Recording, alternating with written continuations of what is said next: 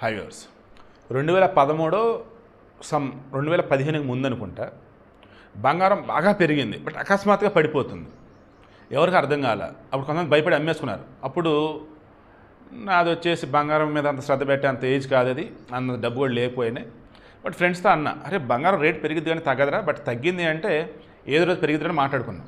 ఆ తర్వాత నిజంగా అలాగే పెరిగింది. ఇప్పుడు బంగారం అకస్మాత్తుగా పడిపోయింది. ఈరోజు 22 క్యారెట్ గోల్డ్ 2750 రూపాయలు తగ్గింది. దెన్ ఎంత ఉంది ఇప్పుడు మార్కెట్లో?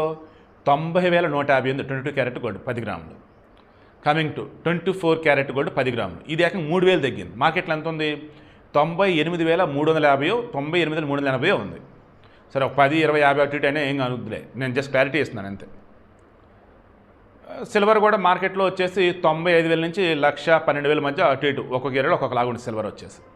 ఇప్పుడు నేను చెప్తుంది అదే, అప్పుడు ఎలాగైతే పెరిగి పడిందో అలా ఇప్పుడు ఉందా? నేను తర్వాత వీడియో డీటెయిల్గా ఇస్తాను.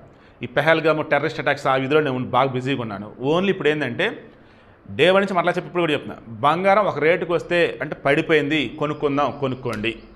పెరుగుతుందా, ఇంకా పెరిగిద్దామో కొనుక్కోండి. బట్ మీరు చెప్పారు కాబట్టి కొన్నాం, మీరు చెప్పారు కాబట్టి అమ్మేసుకున్నాం, అలా ఎవరైనా అనకండి. బట్ బంగారం అయితే ఆల్ ఆఫ్ సడన్ ఈ రోజు మరి ఎందుకు పడిందని నాకు అర్థం కావట్లా. ఐఎమ్ షూర్ రానున్న రోజులలో బంగారం పెరిగిద్ది తప్ప తగ్గదు. మీ దగ్గర కనుక డబ్బులు కనుక ఉంటే బంగారం కొనిపెట్టుకుంటే ఒకవేళ బంగారం పడిపోయినా మీరు బాధపడాల్సిన అవసరం లేదు, మళ్ళీ పెరిగిద్ది అది. ఒకవేళ పెరుగుతుంది కనుక మీరు ఇప్పుడే కొనుక్కున్నారు, నిజంగా పెరిగింది అనుకుందాం, కూల్గా ఉంటారు.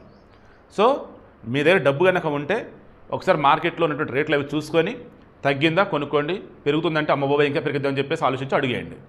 But be practical.